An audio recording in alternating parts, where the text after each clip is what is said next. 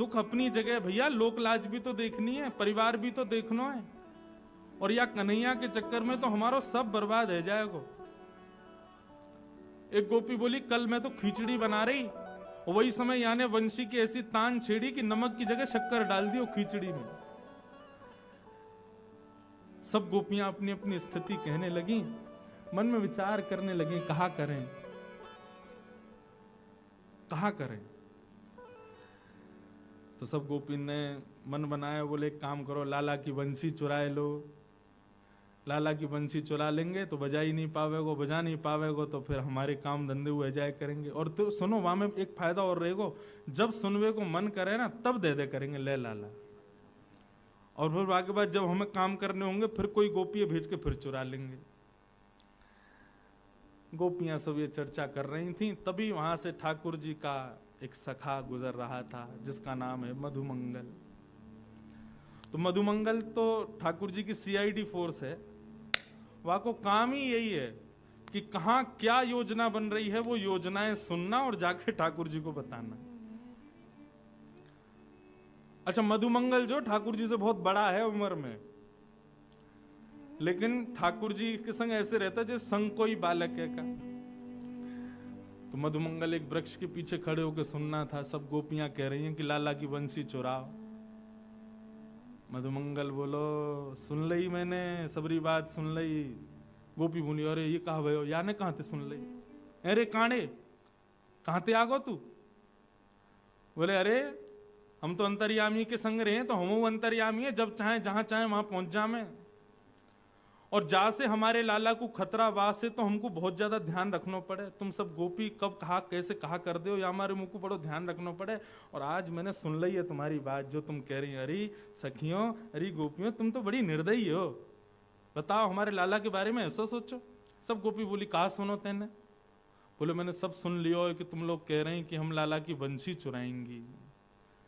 सब गोपी चरण पकड़ने लगी, बोले तो पता चल गई है, अब ठाकुर जी से मत कहियो। बोले कहियो, अब्बा बंसी की जिम्मेवारी मेरी है, तुम चुरा के तो दिखाओ।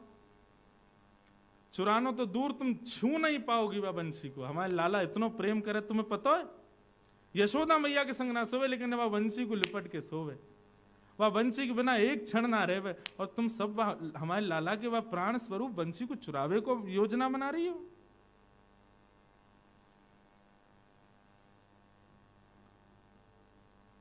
मैं रक्षा करूंगा, ना चुरा पाओगी बंसी। गोपी बोली मधुमंगल तू हमारी बात सुन, यदि तू हमारी बात सुनेगो तो तू भी राजी करेगो कि बंसी चुरानी चाहिए। देख हमारे घर की स्थिति कहा कर दी है वह बंसी ने, जब जब बजाय वा की वजह से जो जो घरों में हो जाता है वो सब बताने लगी गोपियां। मधुमंगल बोले मेरे पास एक उपाय है, वंशी भी ना चोरी करनी पड़ेगी और तुम्हारे काम भी आ जाएंगे। गोपी बोली कहा करनो बता दे भैया, तेरे पाम पूछे जल्दी बता। बोले एक रुई को फोआ लाओ। गोपी बोली अच्छा फिर? बाकी 2 भाग करो। बोले अच्छा फिर? बोले कानन में ठूस के 24 घंटा रहो, वंशी की ध्वनि जावेगी ना, तुम्हारे काम भी आ जाएंगे, लाला की वंशी बच जाएगी। अरे मधुमंगल कैसी बात करे, पूरे दिन कानन में रुई घुमा के घूमेंगे, डाल के घूमेंगे, कहा कहेंगे ब्रज के लोग, सब हंसी उड़ामेंगे। अरे या तो काम ना चलेगा, एक ही उपाय है, अब तो बंसी चुरानी ही पड़ेगी। मधुमंगल बोलो एक उपाय और है। गोपी बोली बता दे भैया, दूसरा उपाय बता। बोले एक लंबो कपड़ा लाओ। बोले अच्छा, वाकू मोहते लेके कान तक बांधो। बोले फिर? बोले फिर यमुना जी में कूद के मर जाओ, ना बचोगी तुम ना बचेगी ये बला। हाँ कूद काट के खत्म करो। ऐसो मधुमंगल। गोपी बोली अरे हम कौन ते बात कर रही हैं? मधुमंगल बोलो भैया बंसी तो नहीं चुरा पाओगे, क्योंकि वह बंसी की जिम्मेवारी अब मैं ले लूंगा। मधुमंगल लौट के गए ठाकुर जी के पास। अरे लाला कहा कर रहे हो? बोले कछु ना भैया बैठा हूं। वो लाला एक गुप्त खबर तो को देनी है। ठाकुर जी बोले कहा भयो? बोले कि ये बरसाने की गोपी ने सबन ने योजना बनाई है तेरी बंसी चुरावे की। बोले अरे कहा बात करे? बोले और नहीं तो सांची बताओ। बोले सांची कह रहा हूं लाला, या बंसी चुरावे को दोल नहीं है सबरी? यूं कहें लाला बंसी बजावे, हमारे घर में यूं है जाए त्यों है जाए, हमारे घर में तो कछु ना होए, इन गोपीन के घर ही क्यों बिगड़े तेरी बंसी थे। ठाकुर जी बोले अब क्या करें? बोले अब कहा करें लाला, एक ही बात है, बंसी मुंह दे दे। मैं, तू तो नेक्सो सो बालक है, तू कहां लड़ेगा इन गोपीन ते? मैंने थोड़ा बड़ा हूं, मुस्टंड हूं, एक लड़ लूंगा इन ला बंसी मुंह दे, या की रक्षा मैं करूंगा। ठाकुर जी बोले देख ले, प्राणन ते प्यारी है, दे तो रहूं तो। बोले तू चिंता मत करे, ला दे मुख। ठाकुर जी ने अपनी बंशी मधुमंगल को दे दी। अब मधुमंगल ने फेंट बांधी, फेंट में बंशी लगाई और गयो पेड़ के नीचे जाकर के बैठ गयो तपस्वी बन के। बोले कहा करेगा? बोले भजन करूंगो। लाला ने बता दे काय नाम को भजन करूं? बोले राम नाम को भजन कर भैया। बोले कहा बोलना? बोले हरे राम बोलियो। मधुमंगल पहुंच गयो, हरे राम, पीले राम, नीले राम भजन करन लगो ठाकुर जी को। ठाकुर जी को भजन कर रहा है, इतने में ही सब गोपियां वहां से निकल रही थीं। गोपी ने देखी महाराज तपस्वी बैठो है, और सबने देख ली फेंट में बंशी बंधी है ठाकुर जी की। सब गोपी ने घेर लियो मधुमंगल।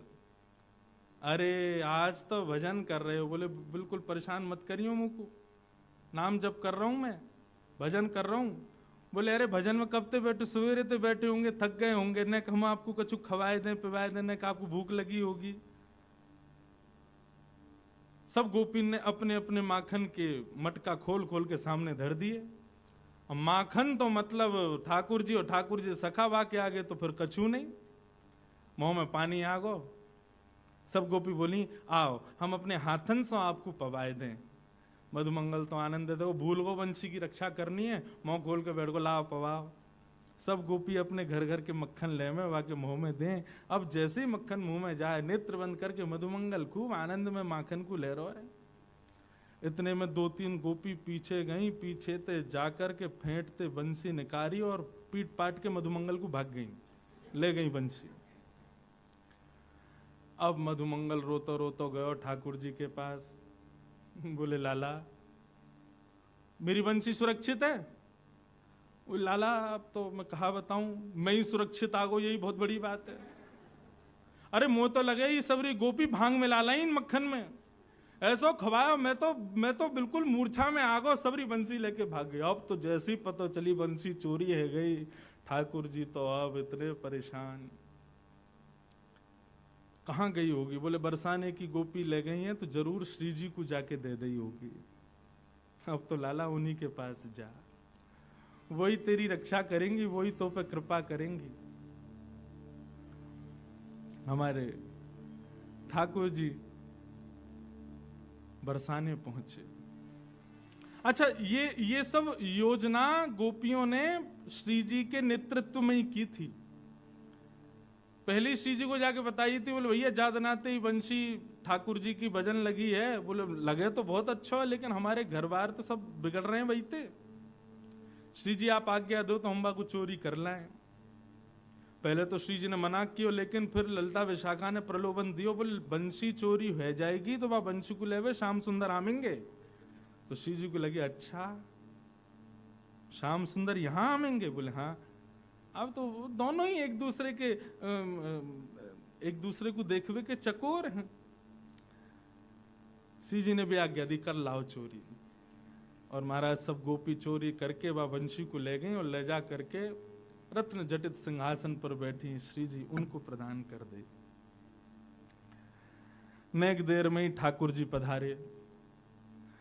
मोह उतरो भयो है आंखन में मोटे मोटे बिंदु। श्री जी के चरणन में जाकर के निवेदन कर रहे हैं, हे श्यामाजू मेरी मुरलिया दे दो।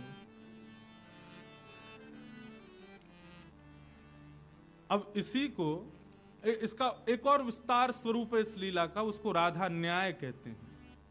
श्री किशोरी जी से ठाकुर जी और गोपियां दोनों कटघरे में खड़े हो जाते हैं। किशोरी जी मुख्य बीच में बैठ करके न्याय करती हैं कि कौन सही है कौन गलत। ठाकुर जी ने जाके कही कि मेरी वंशी मुंह को दे दो। किशोरी जी बोली, देखो श्याम सुंदर, हमें आपकी वंशी से कोई बैर नहीं है, लेकिन इन गोपीन की बात सुनो, ये भी गलत नहीं है। सब गोपियों ने बताया, बोले जब ये बंशी बजा में हमारे घर में ऐसो ऐसो रह जाए, कोई पानी भरती रह जाए, कोई भोजन बनाती रह जाए, कोई सोती रह जाए, कोई मुस्कुराती रह जाए, कोई रोती रह जाए, ऐसी स्थिति या वंशी तो होगी तो कैसे चलेंगे काम। अब आप या को कोई निधान बताओ। ठाकुर जी बोले, निधान का बताऊं, मैं वंशी पे आपको ही नाम गाऊं, मैं कोई साधारण वंशी तो बजाऊं ना। तेरो ही गुण गाऊं मुरलिया, तेरो ही गुण गाऊं मुरलिया। ठाकुर जी अपना पक्ष पुष्ट कर रहे हैं। लीला में श्यामाजू तो मुख्य आसन पर बैठी हैं। ठाकुर जी एक तरफ अपना पक्ष रख रहे हैं और गोपियां दूसरी तरफ से आरोप लगा रही हैं। और ठाकुर जी बता रहे हैं कि भैया हम वंशी काय भाव से बजा में। तेरो ही गुण गाऊं मुरलिया, तेरो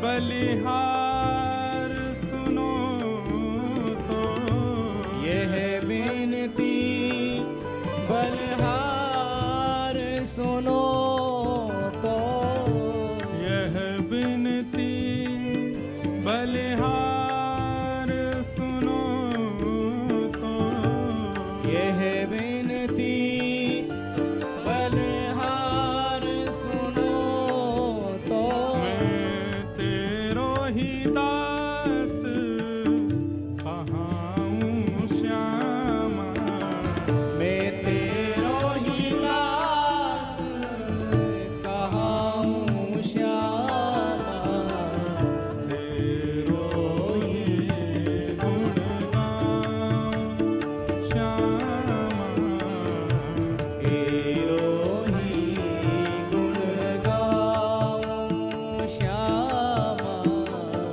तेरो ही गुण गाऊं श्यामा,